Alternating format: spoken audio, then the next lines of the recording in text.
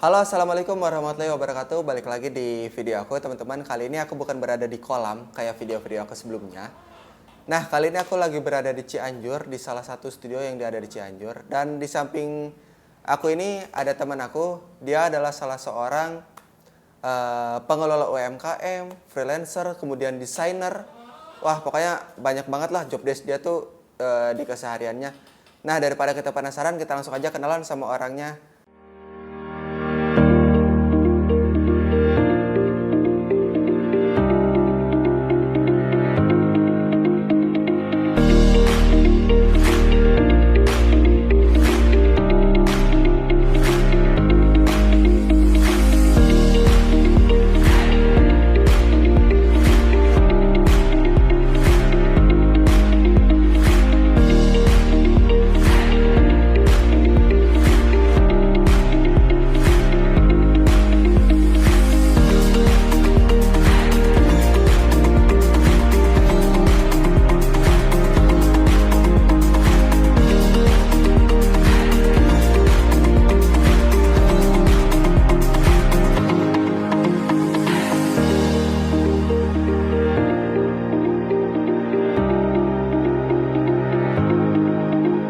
Pak Fadil, bagaimana kabarnya Pak Fadil? Alhamdulillah, terima kasih sekali. Ini dari Bandung kan ya? Iya, betul, dari Bandung ke Cianjur. Jadi dari sana berarti jam berapa tuh? Tadi pagi sih dari jam 9 ya? Iya, berangkatnya jam 9, pas lah. Lumayan Cukup jauh tapi alhamdulillah lancar sih perjalanan. semoga saya bisa membantu ya. Amin, mudah-mudahan bisa membantu buat teman-teman sekalian semua yang menonton. Perkenalkan guys, mohon maaf ya saya bicaranya agak ini. Oke teman-teman, perkenalkan nama saya Muhammad Fadil. Saya di sini sebetulnya saya adalah seorang pengelola di salah satu instansi bagian pengelolaan lab atau studio desain yang ada di Cianjur. Dan kebetulan sekali yang telah tadi Om dapat Waduh, bicarakan. Om. Ya, jadi cocok jadi Om. Ya, amin, amin, amin. Saya tuh bukan hanya sekedar bekerja di kantor saja gitu. Tapi di sisi lain, saya juga memiliki sampingan, di antaranya saya sebagai freelancer graphic designer. Saya juga mengelola beberapa sablon kaos yang di luar lah gitu. Di tahun 2020 dulu saya juga pernah jadi ilustrator di salah satu perusahaan dan sampai saat ini saya bisa menjadi kontributor desainnya juga. Dan yang lainnya paling ya itu aja sih, digital printing paling tambahan itu saya tidak terlalu mengutamakan, tapi kalau dalam keadaan yang cukup memungkinkan ada Dan budget, cuannya memungkinkan juga cuannya, tidak masalah ya. ya itu, tidak masalah sih, itu saya terima-terima aja gitu. Nah, kalau boleh tahu digital printing apa aja sih yang sekarang lagi dikelola sama ini? Oh, lebih ke Pak Fadil. produk yang dijual kan. Ya, Kalau untuk saat ini sih saya lebih ke ya yang tadi saya katakan, dari mulai kaos sablon, terus ada pin, ada pembuatan mug sublim, ada juga di cutting stiker, pembuatan stiker, pembuatan kalender. oh kayak merchandise Ya, gitu lebih ya. ke merchandise. Jadi berarti sekarang tuh lebih fokus ke ini ya, kayak ke desain grafiknya ya. Ke freelance-nya. Oh, ke freelance-nya. Nah, awal-awal kayak gini tuh kenapa gitu? Sempat berpikir kan, aduh kayaknya saya jadi freelancer aja nih, kayaknya seru gitu. Dan tiba-tiba kenapa freelancernya jadi desainer grafis gitu? Jadi gini ceritanya. 2017 atau 2018 saya kan PKL di digital printing glowing print Bandung. Oh, di Bandung juga? Iya, di Bandung juga. Sebenarnya saya tuh basicnya dari seorang desainer grafis di percetakan. Gak terlalu mementingkan filosofis lah, terlalu mementingkan ini itulah. Nah, kebetulan tahun 2020 saya pas lulus dari SMK, saya itu kan bercita-cita ingin bisa kuliah, bisa meneruskan lah pendidikan saya biar bisa mengupdate skill dan pemikiran saya. Saya masuklah ke kuliah di salah satu instansi yang ada di Bandung.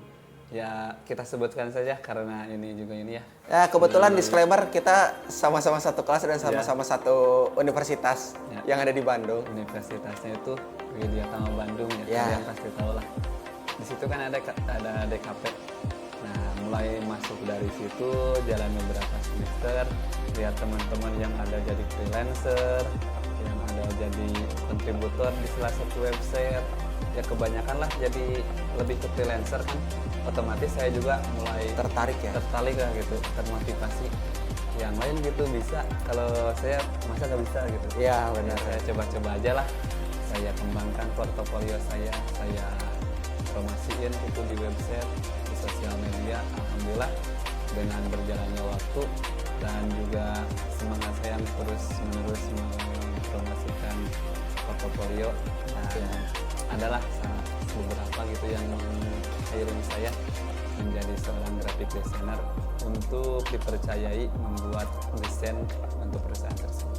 Oke, gokil tuh. Filosofinya tuh panjang banget guys. Jadi ceritanya kayak gitulah sampai saat kayak gini tuh dari tahun 2017 mulai awalnya. Mulai awalnya. Ya, dan fokusnya sekarang ya. Sekarang sih baru-baru ini saja. Kalau diceritain bisa jadi satu buku. Ya bisa 2 minggu kita guys bikin videonya ya. Jadi kita persingkat aja. Nah, kira-kira kesusahan apa sih selama nge-freelance? Suka dukanya tuh apa gitu? Kalau kesusahan sih dari waktu ya saya. Oh iya, karena double juga sama kerja ya? Ya double. Jadi kebetulan kan ya siang kerja. Paling kan saya bisa nge-freelance di malam hari lah. Ya. Berikut ada tugas-tugas mata kuliah gitu kan, ada tambahan ya kan. Bener. Itu juga menjadi suatu Tantangan tersendiri ya. dan acuan buat diri saya gitu. Ayo semangat terus gitu. Ya, Untuk gimana membuat- biar nge-manage waktu Iya, gitu ya. harus manage waktu, harus manage itu. Jadi kalau ada hari libur itu ya kayaknya haram gitu bagi saya untuk saat Nggak ada ini. kata libur untuk Iya. freelancer kayaknya ya. Untuk saat ini gitu. Paling itu aja sih dari Nah. manajemen waktunya. Untuk apa namanya tuh setiap bulannya tuh kira-kira dalam setiap bulan tuh kan tidak menentu ya. Paling banyak deh pernah berapa deh dalam satu bulan dari freelance dapat berapa klien? Kalau freelance sih kebetulan kan saya itu masih baru ya Ya. di 2022 freelance. Oh baru banget berarti baru ya setahun lebih ya. Portofolio saya promosiin di 2021, dapat klien dari 2022. Nah, pas itu teh kadang kan ada beberapa bulan yang terus ada gitu Ya. ada beberapa bulan yang kosong, Ada sampai sempat ada nggak kayak dalam satu bulan tuh nggak ada banget gitu? ada Oh pasti jadi ada aja itu. dari sukanya banyak dukanya guys kalau Ya, freelancer pasti itu. lumayan. Jadi kalau kita kan saya lihat dari beberapa senior saya ya, teman-teman saya yang ada di YouTube, yang ada di platform lain lah. Ya.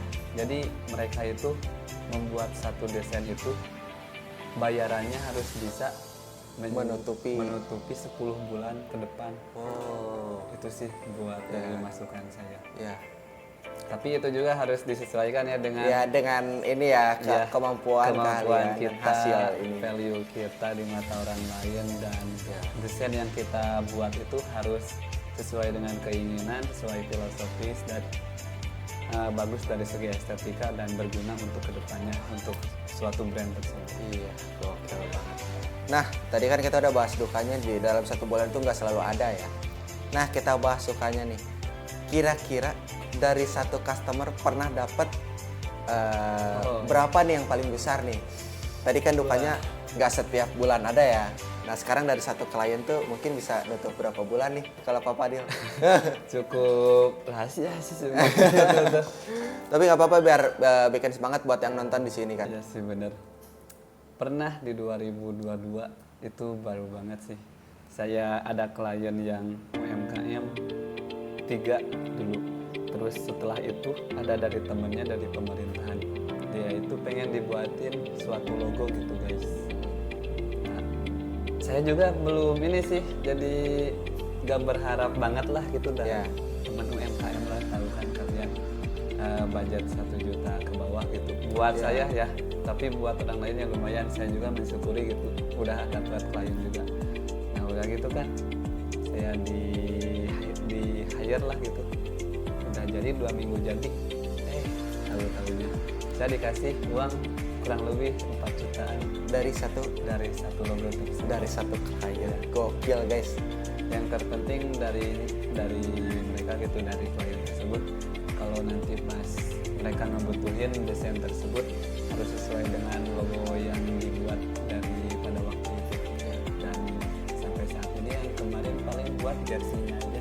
Oh, Kalau jersey sih itu kan nembak harga ke saya. ya. Saya kasih aja 200 aja gitu kan. Dari untuk satu baju ya. Itu jadi diskon lah gitu. Oh, Bonusnya aja lah. Bonusnya.